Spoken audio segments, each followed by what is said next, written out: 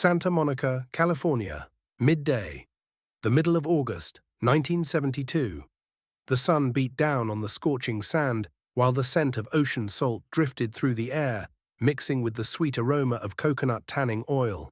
Rolling waves crashed against the shore, their rhythm interrupted by the sharp clang of iron weights and the laughter of bodybuilders training beneath the open sky. This beach was more than a stretch of coastline. It was a temple dedicated to strength, where men and women proudly displayed physiques carved through endless discipline. Here, respect was measured by only two things: the weight you could lift and the size you carried on your frame. Near an improvised bench press platform stood a woman everyone noticed.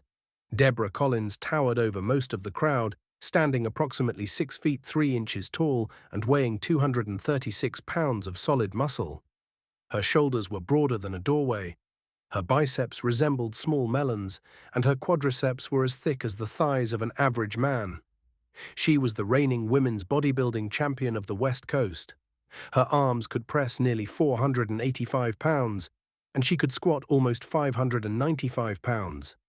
She looked less like an athlete and more like a human tank dressed in a bikini. Around her stood 5 massive lifters, each weighing well over 200 pounds. They watched with admiration as she completed another effortless repetition with a barbell loaded to roughly 440 pounds.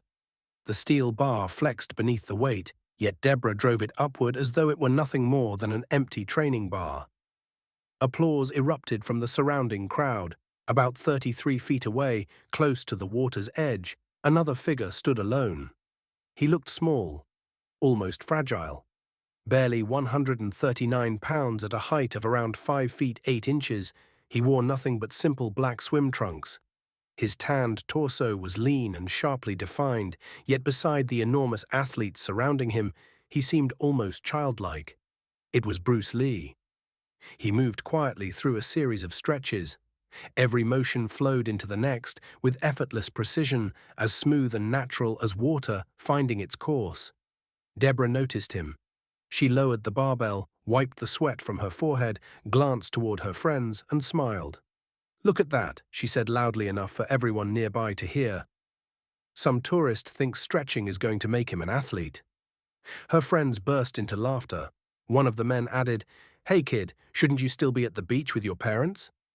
The jokes spread through the group, followed by another wave of mocking laughter. Bruce never reacted. His eyes remained closed. His breathing stayed calm. He continued stretching as though he hadn't heard a single word. The silence on his face only encouraged Deborah. She stepped toward him, her heavy footsteps pressing deep into the sand. As she approached, her shadow completely covered his smaller frame. "Hey, Tiny," she called, looking down at him with an amused grin. "Do you even know this is where real athletes train? People come here because they can lift something heavier than chopsticks." Her friends laughed even harder. Slowly, Bruce opened his eyes. There was no anger in them, no fear, only quiet attention. "You got something to say?" Deborah continued. "Or is your English as weak as your arms?" Bruce rose to his feet with unhurried grace. Standing before the towering bodybuilder, he looked almost like a child beside an adult. The difference between them was striking. She outweighed him by nearly 97 pounds and stood several inches taller. She looked strong enough to lift him with one arm. He simply smiled. "You are very strong," Bruce said quietly, his voice carrying only the faintest trace of an accent. "Anyone can see that." The answer caught Deborah completely off guard. For a brief moment she hesitated before smirking. Well, at least the little guy understands something. "But strength without understanding," Bruce continued with perfect calm, "is like a powerful car without steering. It can move incredibly fast, yet it has no idea where it is going." The laughter around them faded. People who had been smiling only seconds earlier exchanged uncertain glances. Deborah frowned. "What exactly are you talking about?" "I would like to offer you a challenge," Bruce replied, meeting her eyes without raising his voice. She folded her arms. "A challenge. You may attack me with any strike you choose, punch, kick, whatever you like. If you manage to touch me, even with a single fingertip, within 7 seconds, I will kneel, apologize to you, and leave this beach forever." The beach fell silent. Even the crashing waves seemed distant. "And if I don't?" Deborah asked. "Then you apologize." For a heartbeat, nobody spoke. Then Deborah threw her head back and laughed. "You've got to be kidding." She pointed at him. "You're a tiny Asian guy, and you're challenging me." 7 seconds, Bruce repeated. "Try." She glanced toward her friends. They were already grinning. "Flatten him, Deb," one of them shouted. "Squash him like a bug." She clenched her fists. Her forearms looked thicker than Bruce's thighs. "Fine, little man. You asked for this. When I'm finished, you'll be begging at my feet." Bruce calmly stepped backward until there was enough open space between them. He settled into a relaxed stance. His feet rested naturally beneath him. His arms hung loosely at his sides. He appeared completely defenseless. "Whenever you're ready," he said. Deborah lunged without another word. Her right fist shot forward in a straight punch aimed directly at his face. It traveled like a piston, driven by years of strength training and the confidence of someone who had never questioned her own power. The fist cut through the air. Inside that strike were 236 pounds of body weight, countless hours in the gym, and every ounce of her pride. Bruce disappeared. Not literally. He simply shifted his body a couple of inches to the left. The punch sliced past his ear so closely that he felt the air it displaced, yet it never touched him. A collective gasp rose from the crowd. Without slowing down, Deborah threw a crushing left hook. Her shoulder rotated into the strike. Her massive biceps tightened. It looked powerful enough to break the jaw of a bull. Bruce bent his knees. His body lowered only a few inches. The hook whistled through empty space above his head. For the first time, irritation flashed across Deborah's face. She immediately changed tactics. Instead of throwing another punch, she charged straight at him with both arms spread wide, intending to trap him in a crushing bear hug. If she grabbed him, it would be over. 236 pounds against 139. It would have been like an adult wrapping both arms around a child. Bruce rotated lightly on the ball of his left foot. One smooth turn, his body shifted about 90 degrees. Deborah rushed past him, her arms closed around nothing but air.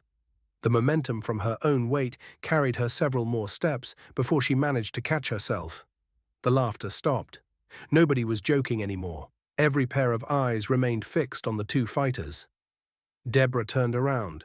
Her face had turned red, not from embarrassment. From effort, her breathing had become noticeably heavier. She stared at Bruce in disbelief. He was standing right in front of her. So why couldn't she touch him? She refused to slow down. With a sharp breath, Deborah snapped a low kick toward Bruce's lead leg. Her thigh powered through the motion like a battering ram, carrying enough force to knock a solid wooden door from its hinges. Bruce answered with the smallest movement imaginable. His knee lifted, his lower leg angled inward. Instead of meeting the kick head-on, he redirected it with a soft touch. The impact slid harmlessly away. Deprived of its target, Deborah's own momentum betrayed her. Her balance shifted too far to one side, forcing her to catch herself with one hand in the sand. For an instant, she was on one knee. She sprang back to her feet. The expression in her eyes had changed completely. This was no longer amusement. It was frustration. No, more than frustration, humiliation. She was the strongest woman on the beach, surrounded by friends, admirers, and fellow competitors. Losing was impossible, especially not to someone everyone had dismissed as harmless. With a burst of anger, she launched a relentless combination. A straight right, a left hook, a rising uppercut, a kick, another kick. Each strike carried enough force to knock out an ordinary opponent. Every attack met empty air. Bruce never blocked. He never wrestled for position. He never tried to overpower her. Instead, he flowed. A slight step to the left, a subtle shift to the right, half a pace backward, a smooth glide forward. His feet barely disturbed the sand beneath them. Watching him felt less like watching a fight and more like watching water move around a rock. Every punch arrived exactly where he had been, never where he was. Several seconds passed. Deborah finally stopped. Her chest rose and fell with heavy breaths. Her shoulders sagged beneath the weight of exhaustion. Only a few seconds had elapsed, yet mentally she felt completely drained. Physically, she could have trained for hours. Psychologically, she no longer understood what was happening. Bruce stood only an arm's length away. His breathing remained steady. Not a bead of sweat rested on his forehead. He looked as relaxed as he had before the challenge began. 1 second left, he said quietly. Try once more. A flash of determination crossed Deborah's face. With a desperate shout, she abandoned technique entirely and hurled herself forward, throwing her whole body into one final charge. Her arms stretched ahead, her head lowered. She intended to overwhelm him with pure mass. Bruce took one simple step, left, then slightly backward. At the same moment, his right hand brushed lightly across the middle of her back. It wasn't a shove. It wasn't a strike. The touch was so gentle it almost resembled someone brushing sand from another person's shirt. But it came at the perfect instant. Her center of gravity had already moved beyond her front foot. Her own momentum was pulling her forward. The lightest adjustment was enough. Physics completed the movement. Deborah wasn't thrown. She fell because her own weight, speed, and balance carried her beyond the point of recovery. She crashed face first into the sand. The impact sent a cloud of golden grains into the air. Silence settled across the beach. Complete silence. Bruce remained where he was. His hands rested comfortably at his sides. His expression never changed. There was no celebration, no mocking smile, no trace of triumph. He simply waited. More than 50 spectators stood frozen in place. No one spoke. Deborah lay motionless for a moment before slowly lifting her head. She wasn't injured. She hadn't been struck. She would not even have a bruise. Yet something far more important had shifted. It wasn't her body that had been shaken, it was her understanding of strength. After several long seconds, she pushed herself upright. Sand clung to her face, her arms, and her clothes. She remained on one knee, staring silently at Bruce. The anger was gone. In its place were confusion, curiosity, and a growing sense of respect. Finally, in a voice barely above a whisper, she asked the only question that mattered. How?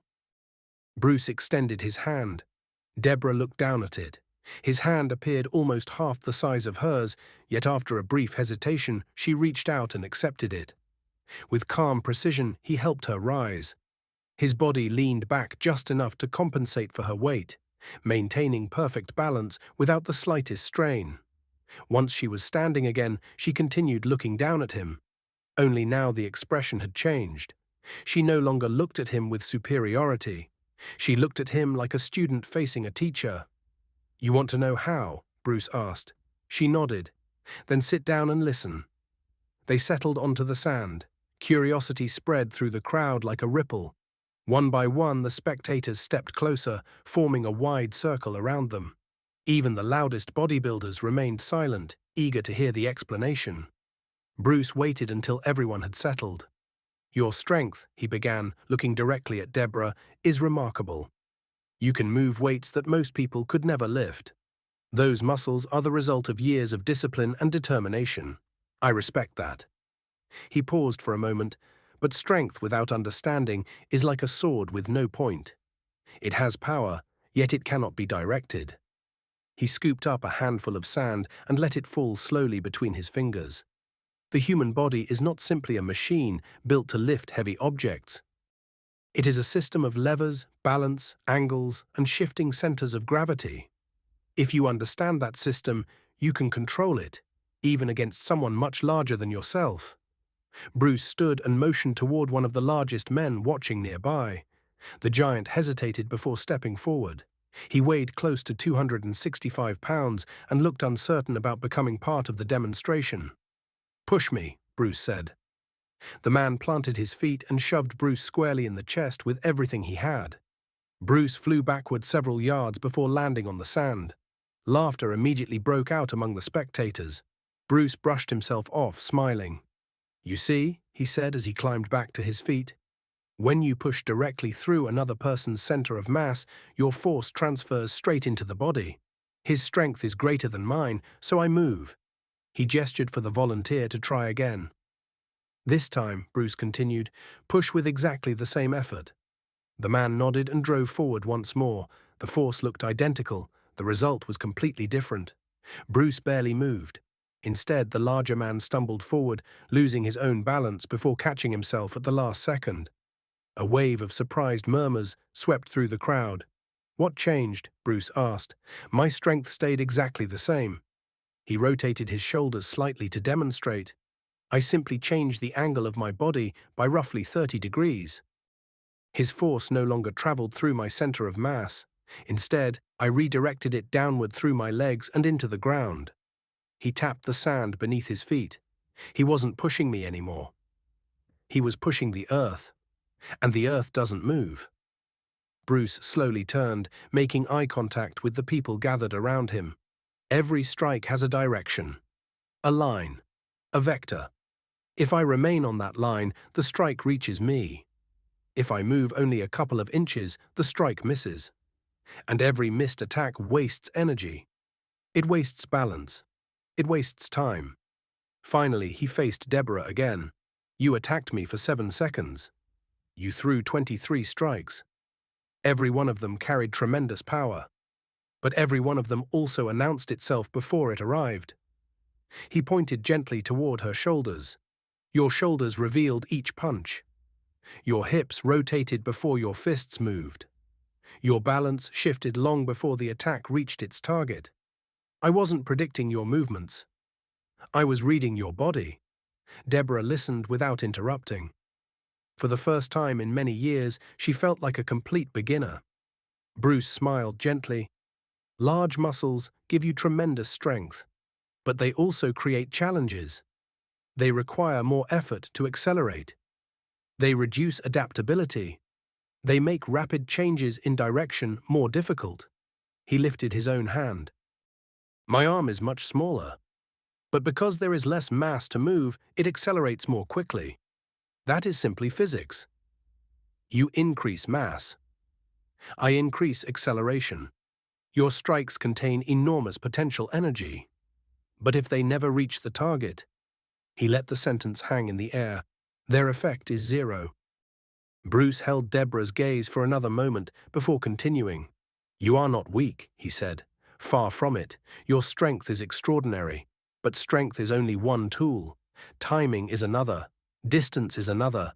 Angles matter. Balance matters. Breathing matters. Psychology matters. A true fighter learns to master every one of those tools instead of depending on only one." The spectators listened in complete silence. Some nodded thoughtfully. Others stood motionless, replaying the last few moments in their minds. Everything they had believed about power had just been challenged. For years, the culture of bodybuilding had revolved around one simple idea. Bigger meant better. More weight meant more respect. Greater size meant certain victory. Now a man who weighed barely 139 pounds had dismantled that belief without throwing a single meaningful strike. Deborah slowly rose to her feet. She brushed the sand from her legs and walked toward Bruce until they stood face to face once again. For several long seconds, she said nothing. Then, to everyone's astonishment, she lowered herself onto one knee. "I'm sorry," she said loudly enough for the entire beach to hear. "I judged you before I knew you. I only saw your size. I never saw the person. Please forgive me." Bruce smiled warmly. There was no pride in his expression, no satisfaction, only kindness. "Stand up," he replied. "There is nothing to forgive. You gave me an opportunity to demonstrate something important. Size is often an illusion, and illusions exist to be questioned." Deborah stood. She extended her hand.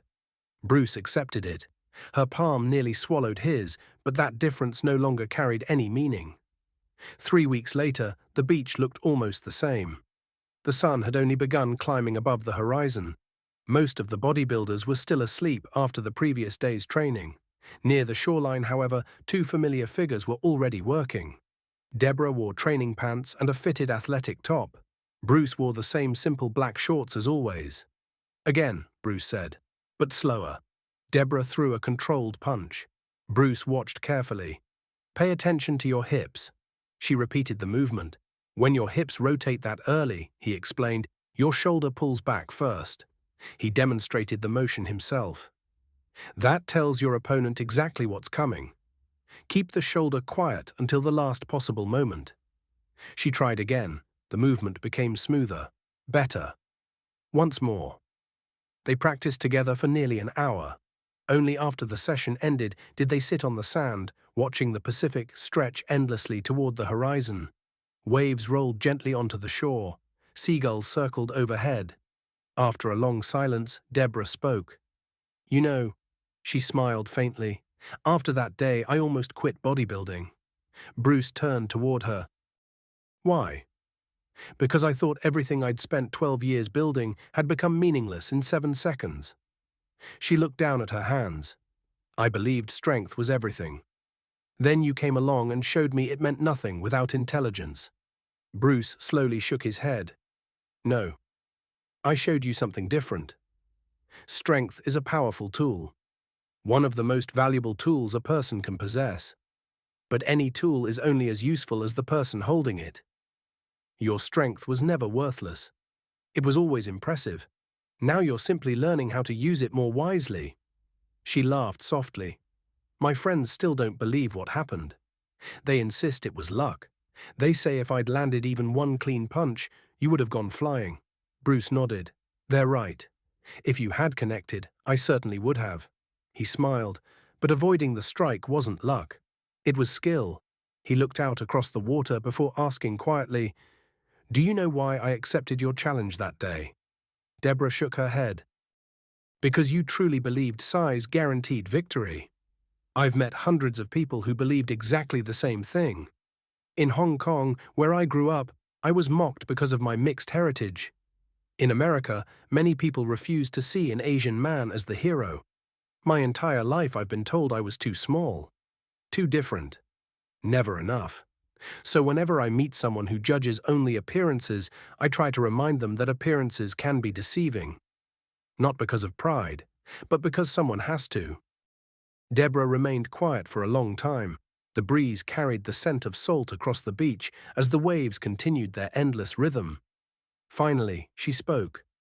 "I know what that's like." Bruce looked at her without saying a word. "When I first started lifting weights, people laughed at me." A faint smile crossed her face, though it held little happiness. "They told me women were supposed to be gentle. They said we should stay slim. They said muscles belong to men. My father called me unfeminine." The boys laughed. The girls avoided me. She looked down at the powerful hands resting in her lap. "I built these muscles to prove that women could be strong. To prove we weren't fragile."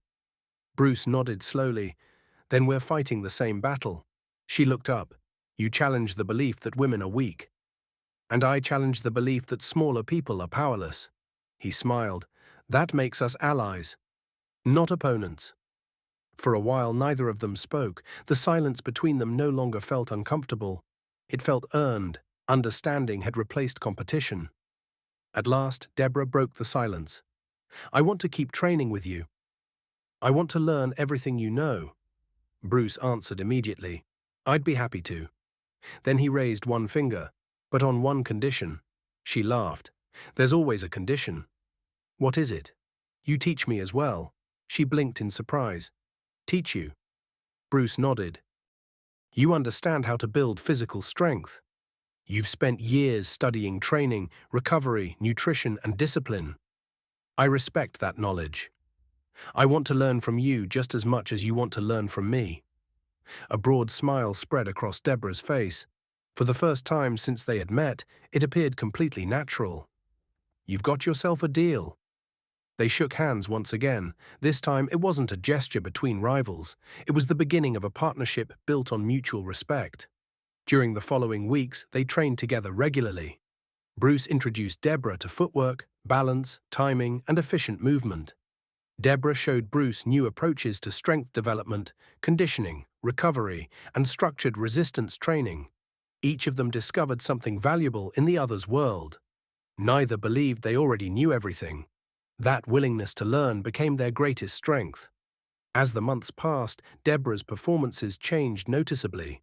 She remained just as powerful as before, but now every movement carried greater control.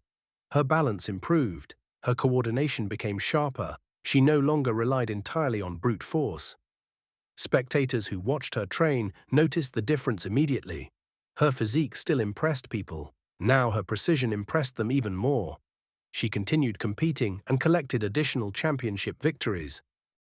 Yet after every success, she remembered the quiet man on the beach who had taught her that strength could never be measured by muscle alone. Bruce also changed. Although he never trained for sheer size, he began incorporating more structured strength work into his own routine. Not to become heavier, not to become larger, but to develop greater functional power. Once each week, he met Deborah for training sessions focused on anatomy, recovery, biomechanics, and effective resistance exercises. Before long, stories about their unusual friendship spread throughout Muscle Beach. People repeated the tale over and over. Some remembered the challenge. Others remembered the lesson that followed. Many admitted they had arrived expecting to witness a humiliating defeat. Instead, they had watched two strangers become teachers for one another. Whenever an arrogant newcomer arrived believing size alone guaranteed superiority, someone would inevitably point toward the shoreline and begin telling the story. The story of 7 unforgettable seconds. Not because they proved that strength was meaningless, but because they proved that strength reaches its full value only when guided by knowledge. Years passed. The memory of that afternoon never disappeared. In one old training gym hung a faded black and white photograph. It showed an enormous woman standing beside a much smaller man. Both were smiling. Each rested an arm across the other's shoulders. Beneath the picture was a simple inscription. Strength is not measured by size. Strength begins with understanding. The photograph became more than a keepsake.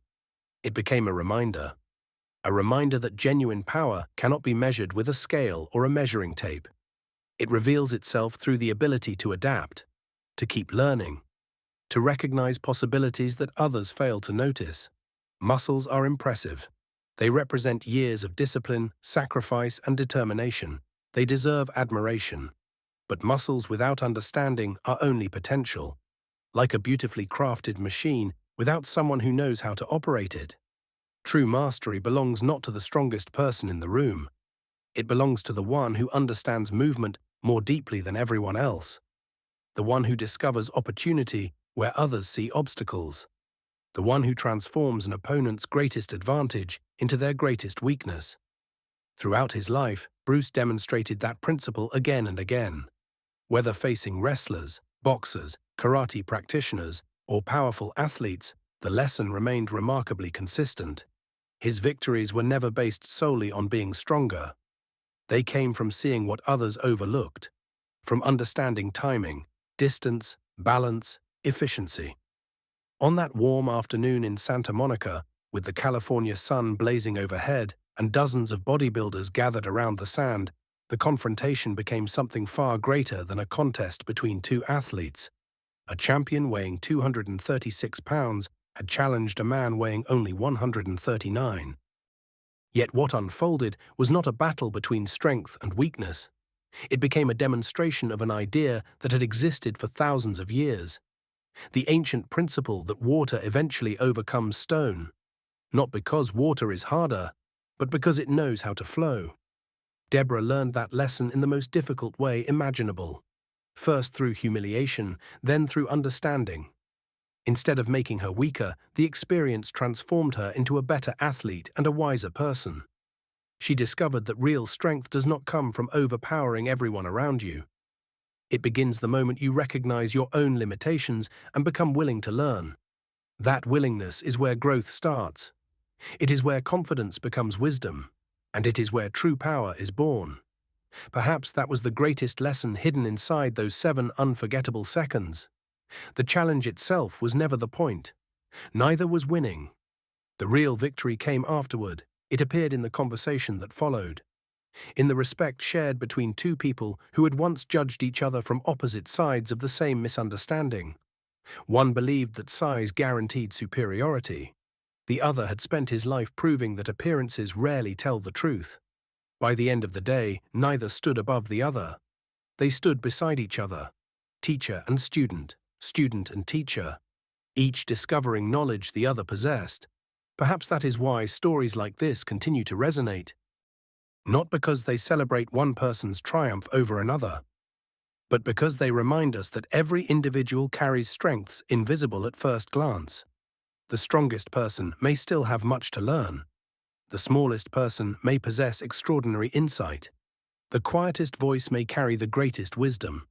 Every one of us has, at some point, been underestimated, judged by appearance, dismissed because of our size, our background, our age, or the expectations placed upon us. That is why this story reaches beyond martial arts or bodybuilding. It speaks to anyone who has ever been told they were not enough, anyone who has ever been measured by the wrong standards, anyone who has ever decided to keep moving forward anyway. In the end, muscles alone never determine the outcome. Size is only one attribute. Power is only one advantage. Neither matters without judgment. Neither matters without discipline. Neither matters without understanding. Real strength begins with respect. It grows through curiosity. And it reaches its fullest expression only when we remain willing to learn from one another, regardless of who appears larger, stronger, older, younger, or more accomplished. That lesson outlives every contest. And unlike physical strength, it never fades with time. The years passed, but the memory of that afternoon never disappeared. People continued telling the story, each generation passing it to the next. Some remembered the challenge itself, others remembered the conversation that followed. But nearly everyone agreed on one thing. The most important moment was not when Deborah fell. It was when she chose to stand back up with a different perspective. That decision required more courage than accepting the challenge in the first place. Anyone can rely on pride. Far fewer people have the strength to question their own beliefs. Bruce understood that better than most. He had spent his life facing people who judged him before he ever spoke. Some dismissed him because of his appearance, others because of his height, still others because they believed skill could never overcome sheer physical power.